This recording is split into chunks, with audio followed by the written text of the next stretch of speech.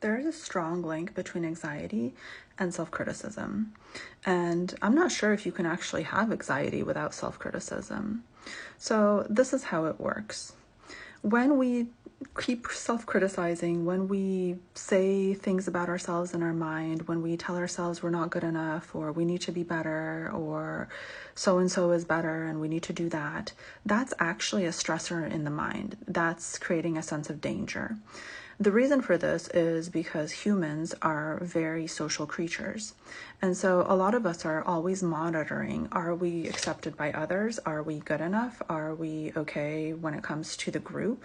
Because evolutionarily, if we were not, we might get ousted out of the group, and that would actually, in most cases, mean not survival. And so we have this monitoring system in the brain that monitors if we're okay. And when we keep self-criticizing over and over and over again, then that tells the monitoring system that we're not okay. Like there is imminent danger. And that's why anxiety feels like imminent danger. For a lot of people, anxiety feels like very, very significant in the body. It almost feels like you're in massive danger right now in the body. Like you have like that feeling, that fear feeling, even though you're not actually in danger. And this is why. It's because you've created a danger in your mind.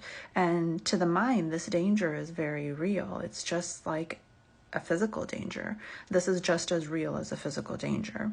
And so in order to break the cycle of anxiety, it's really important to break the cycle of self-criticism. Because what a lot of people do is that they will self-criticize and then they'll feel anxious. And then because they feel anxious, they think that something is wrong with them. And so they'll self-criticize more. And remember, when I say self-criticize, a lot of people aren't self-criticizing in a very direct way. They're not like, oh, you're a horrible person, blah, blah, blah. The mind is typically more elegant than that. So a lot of self-criticism looks a lot more subtle than what you might think. It might be you creating an ideal person in your mind. I've seen this a lot.